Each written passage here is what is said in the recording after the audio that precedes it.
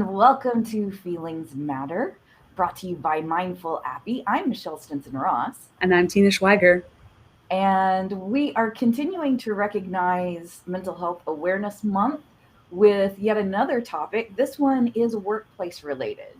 We are talking about the connection between feelings because feelings do matter and need, and more importantly, how the connection between feelings and needs is really, really important at work. And Tina, Tina's been going through this at a personal level right now. Tina, I want to hmm use this space to I'm gonna open the floor up right there for you. I just arrived with emotions today. I have a high level of stress today. Like many of us, we are all going through so much. Everything is a little wonky right now. It's like I've got a little this going on, I've got a little that going on. It's just really kind of crazy and kind of stressful. And you make decisions, the best decisions that you can, and not being able to predict the future. Hmm. Still we get to the point where we're like, are these decisions the right decisions? And you begin to question yourself. And then let's say a couple of things happen, like your tiny little dog, you know, Hello, he's, Muffin. possibly his body weight in chocolate on your son's birthday. Oh, it's a little stressful the night before the birthday party, and the Mm. dad is at the ER all night with the dogs, who may, perish if we're not careful and fast, but they're fine. The dogs are fine, just a little bit of gastrointestinal distress following, but that stress piled on with food poisoning that my significant other got yesterday, which brought me back PTSD from him almost dying 3 times in the past year, having recovered from mantle cell lymphoma in 2018 to getting COVID this past summer a year ago and being in the hospital, about to be put on a ventilator and almost dying to, collapsing from stress in January and, having his heart go off the charts crazy. So when he has a simple thing like food poisoning, it just you get to the point where it's just your mind is just traumatized by these events, and your reaction to something as simple as a food poisoning incident can all of a sudden be that last thing that you just put in the blender of just life, and everything is piling on, and you hit, blend, and it just pops out the top. So that's where I am today, and I'm bringing it to work. Hello, work. Hello, work. Well, and that's one of the reasons why we wanted to discuss this again. Mental Health Awareness Week. Every last one of us has something like this going on. I mean, we have hundreds of thousands of families who have gone through issues with COVID in the last year. There are tons of other people just like you that went through that process with their significant other, and unfortunately, hundreds of thousands of people in this country that didn't make it. I mean, Yeah. at least your significant other is still with us. hmm I'm very lucky. So, I, yeah, the just the amount of stress and what that does to our ability to just keep going, keep plodding along day after day after day. I commented as like I've had situations where it's just like it's so much. Can it just all stop? Just for a Pause. hot minute, can it just Pause. stop? Give me a break. Well, it comes down to resilience, and that's a really hot topic right now. I think you have Brene Brown talking about it, and all the psychologists and books are being written about resilience. And it's a topic we all need to pay attention to right now. And I have a lot of people that in my circle of life can come to me and say, Tina, how do you keep it together? You're in graduate school and you're doing a podcast and you're running a business and you got family and kids, and how do you do it? And I say, it's not easy. Maybe it looks easier from the outside, but I do have some tricks and tips that do really work. Hmm. This morning when I felt this way, the first inclination I had is to vent. My significant other is right next to me. I start venting, and being the helpful guy he is, starts problem solving, and I just go, whoa, hold on, I need a vent. So being clear with what you need from other people, that's the first thing I try to do. Say, I need problem solving right now, or I need I just need to vent right now. And right now I just needed to vent. So I was like, I need to vent. Please don't help me solve any problems right now. So he let me vent, and that was helpful. and then got the kids off to school, and then bike ride. So I want to get my endorphins going because we're just a big chemistry factor. I know that if I get my endorphins going, it's going to help reduce my stress. I can bike over to Whole Foods. I can go in. I can get magnesium, electrolytes, stress supplements, dump them in some water and just chug it and have that help reset my brain chemistry. And then talk about breathing and just letting things be, acknowledging the stress. Hi, Alex. Good to see you. Thank you for the thumbs up, Alex. Mm-hmm. So, yay, emoji. We love emoji. We're going to talk about that too. We are. So those are my tips and where I'm at today, which is I've trying to vent, get it off my chest, manage my brain chemistry, get myself a little exercise, and just remember to breathe and acknowledge what's going on. And I'll continue my de-stressing or resiliency management process as I continue through the day. Well, and in this case, you're being the good worker, the good employee by doing as much as you can for yourself, right? Mm-hmm. But as your coworker, as somebody that we're trying to accomplish something together, it's really important that I take a moment from the busy, we got to get this done, we got to get that done, we got to get on the air, we got all this stuff, and just listen for a moment and realize that I can't fix it, but if giving you a moment to vent, to kind of release that pressure cooker just a little bit, enables you and I to get something done to be productive today, that's also important. And that's why I'm coming back around to why it's important to acknowledge feelings at work. Because, yes, every last one of us is bringing both work stress and personal stress into this mix. And I know, because I've experienced it myself, but also Tina and I have been working together for a long time now, that we work better, we're more productive when we can address the underlying feelings, make sure that there's not an unmet need there, because we're both going to be productive at the end of the day if we'll just take a moment for those. We do have good habits, and I do want to put that out as a recommendation. We're all working remote a lot. And when we get on Zoom, sometimes everybody is in a different mindset, going through different things, to take 2 or 3 minutes and just allow everyone to check in. Hey, how are you doing right now, really? And be authentic and just give everyone a couple minutes. Don't have to take up too much time to get in the way of productivity, which we love, but give everybody a couple of minutes to acknowledge the space they're in. And when you're one-on-one with somebody that you do work closely, like Michelle and I do every day, develop a good relationship and work on giving each other a safe space to say, oh man, I'm showing up today with a little bit of stuff going on. This is what happened over the weekend. Just know that this is top of mind for me. This is driving some emotions right now. I'm here with you, and we're going to be doing the best we can, but acknowledging that is one of the best things that you can do to diffuse some of these emotions as they come up in the workplace. Right. And I want to point out this article in Strategy Plus Business, The Power of Feelings at Work. There's some really good information in this. And it's really been enlightening. And what I found particularly in reading this one, was just initially the acknowledgement that we really don't try to deal with, or at least historically, we have not done a good job of dealing with feelings in the workplace. It's like the expectation is that we're just going to put all of that, leave it at the door kind of expectation where it's not supposed to factor in. Well, that's not really realistic. It absolutely, our feelings do factor in. They are an indication of what we need, whether that's what we need from our work to feel connected, to feel fulfilled, to feel productive. Those are all things that's based in just our being, just as human beings, just being and doing. And it's the warning signals are feelings. They are. I love the chart that they have. I recommend checking out the link that Michelle's just shared. recognizing feelings, uncovering needs, meeting the needs, and then returning to positive feelings and energy.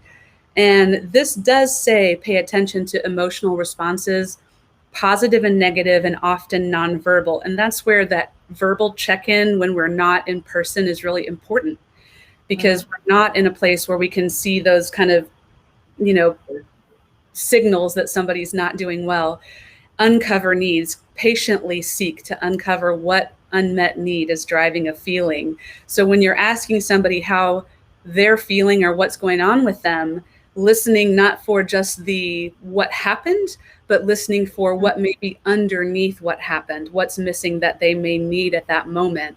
If they just need to vent, maybe it doesn't show up as problem solving in the moment, but you can shift behaviors to meet those needs. That's a little bit of trial and error, and every person is different.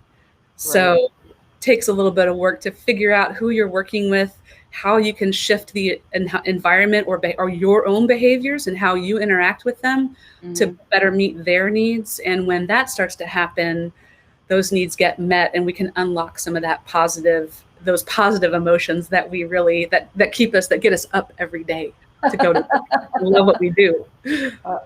I'm giggling because as you're finishing that statement, Alex asks us this. What do you say to employers who believe that emotional issues at work are squishy stuff that coddles people unnecessarily? Is there a direct line to an ROI? I am so glad you asked, Alex. There is. If you do not address these issues, when you don't address them and you just ignore it or try to push it down or say leave it at home or ignore it, the feelings will only intensify and they will get worse. And people will then begin to make up stories that support their feelings in their mind that may have nothing to do with what's actually happening. And then those stories may go into gossip. And then that may spread into negativity. And then you may have a mutiny on your hand. You may have attrition, people leaving, people get fed up and they're like, nobody cares how I feel. Nobody cares about me. And I'm unhappy and I don't like this. I'm just out. And especially when you get down into millennial, Gen X and younger, who have grown up with social emotional skill teaching that us Gen X and older people didn't, they're going to be a little bit more used to having those addressed at work. And if you do ignore those generations in particular, at a higher risk of attrition if those are not addressed. Well, even before attrition. So I have been in work circumstances personally where my productivity fell off. I couldn't handle getting as much done as I used to get done because of additional stress, particularly when it was, leadership stress. It's like, I'm trying to get something done. You're not supporting me here, and I'm getting blocked. Mm-hmm. And that's been in a normal workplace environment where I actually had a boss that was like that. But we also deal with that with clients, because you're kind of going through that a little bit right now, aren't you? With like, I'm trying to get something done for you. You're not communicating with me. And ultimately, we're just not getting anything done. It is hard when things get in the way of productivity, and those little minor things can really spiral out of control quickly. So that's why we've created the Mindful Appy, the emoji system, to really quickly keep a pulse on how everyone is doing, but doing so in a way that's not invading their privacy, that does keep it anonymous, so that you can really keep a sense of what's going on. So not only is it not coddling and it's not squishy, it's vitally important to the way that we do business and we grow moving forward. I think there's been a sea change a little bit since Brene Brown has really hit the stage with her Netflix and her TED Talks, and really bringing home that being vulnerable and sharing these things is truly, it's actually more, it's harder, it's more brave, it's harder to be vulnerable, it's tougher, it's actually not squishy, it's actually showing up authentically and doing it and learning how to do it in a way that's not destructive or threatening, and it's respectful and peaceful, but allowing people to see you for who you are and be vulnerable is way more tough than squishing it down and just ignoring it. Speaking of vulnerable, you and I have both talked about Elon Musk's appearance on Saturday Night Live over the weekend. Talk about vulnerable. Yeah. Oh, yeah. I mean, the first two sentences that he says is, I'm probably the first person that gets up here that has Asperger's, and I lead a company with Asperger's. And he just puts his mental health situation right out there and then addresses what it means. He says, that means, and you can see it when he performs, like me, when I talk, my eyebrows go up and down, my face emotes, I smile. When he talks, everything is very still and his delivery is very deadpan. And with Asperger's, he's not able to really perceive other people's emotions either. And he's actually playing into that and humanizing himself. And I thought it was very vulnerable and it helped me like him quite a bit more. And I think that was the intention. Which is very hard for a lot of people to do. All right. So I'm throwing this up here because all Alex responded with was an emoji. And I want to call this out because this humble little emoji is something that could actually help a leader who is on the spectrum or has difficulty with either social situations or, in our case, where we work remote and we don't have the camera on us all the time, we don't have nonverbal communication. I mean, Slack, what? There's no context in Slack whatsoever. So how does this little emoji help all of those situations? You know, you said there was and I haven't watched it yet, the CBS Sunday Morning this past Sunday did a whole program on emoji. I can't wait to watch it. I think it's posted on social media now. It goes through the history of emoji and how people decided on which emojis there would be.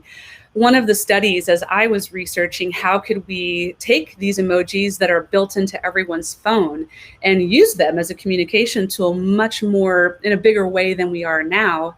Some of the research I did was seeing these little emojis with these expressions, are they equally effective in communicating a human emotion as our faces are?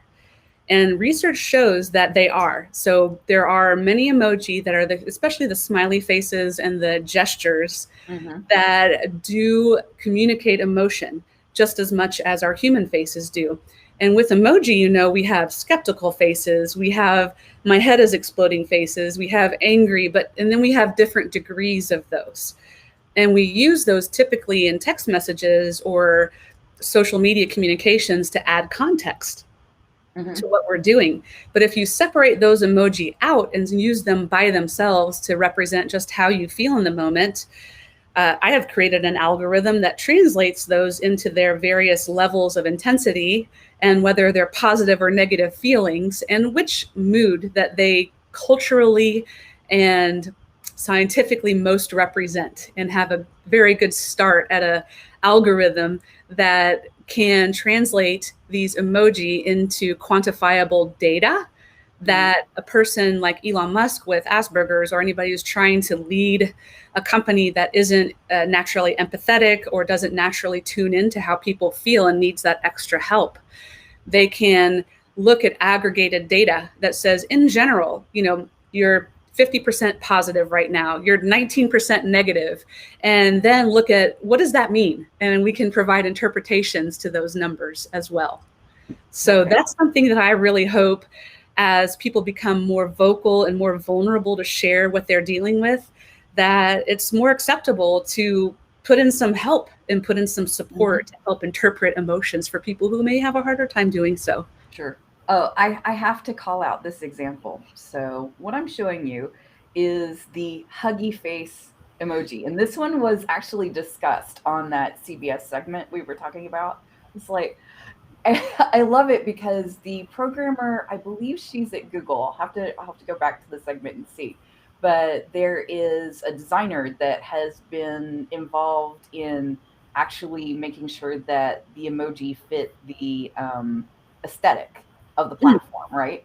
I need another person. So it's just been recently that a new emoji for hug that actually looks like two human beings hugging one another, because this one looks like jazz hands. And it's like her example was, now how not quite right is it for you to say, I'm so sorry for your loss? Exactly. Hands up. 10.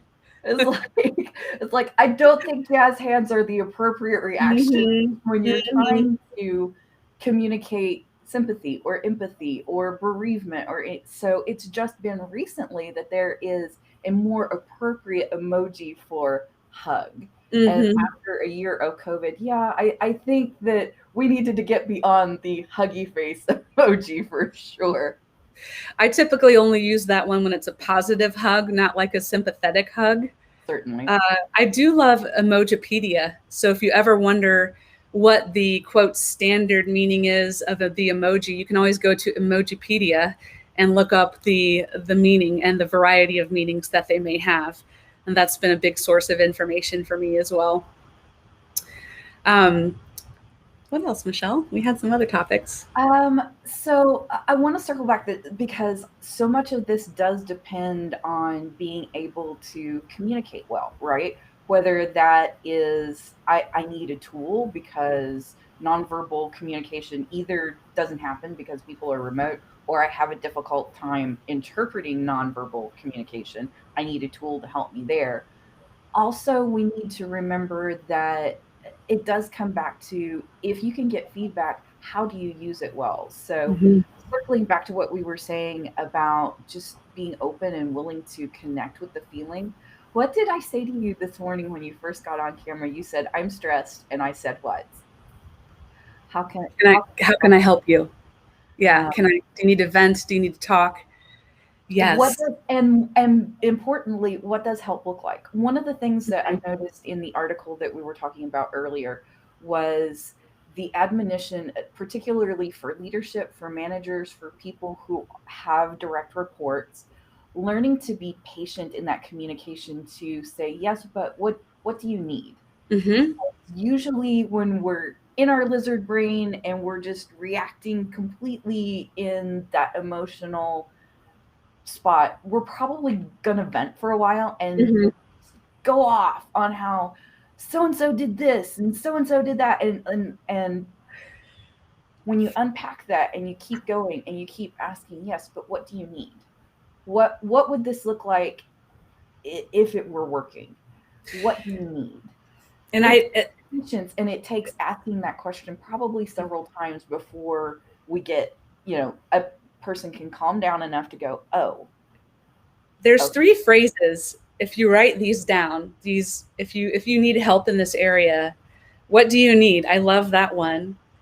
Tell me more, because if they start talking, just do the open-ended question. Tell me more about that. And the third, how can I support you? So really there's no offering of anything other than those, and that really helps to draw out what those needs are. I want to pivot a little bit to how could this be done at scale? Because when we do use the emoji in the thank you for putting that out there, Michelle. When we do use the emoji, it aggregates feelings to keep everyone's feelings private. So at scale, it is a little bit harder. What you do have to do is look at how those feelings change over time, and at scale, make decisions for company culture, for events. Maybe it's, that it's time to do one-on-one check-ins. So looking more at trends and patterns and doing broader event-based initiatives is how that can be leveraged and used at scale.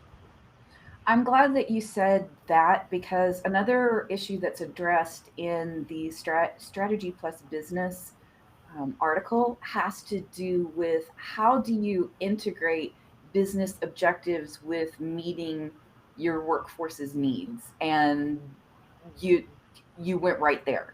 Mhm. The scalability aspect of this is exactly how you integrate Even business. for example, maybe you find there's apathy, not a lot of energy. One of the most important things you can do is revisit the purpose of the business. Why does that business exist above and beyond making money? What is the drive? What is the difference the business is trying to make in the world or the lives of their customers or clients, people who purchase their products? and revisit that purpose, and then create an internal campaign that reconnects people with that purpose, create activities or contests or support or guidance to reconnect people and connect with people on how they individually, what that means to them individually, and how they can individually contribute to the purpose and the greater purpose of the business. And the meaning that you can spark with that will help spark motivation. It will help bring more energy, and can take things that naturally can go into a slump and get apathetic to get it recharged. So it's watching for those patterns mainly. Mm-hmm.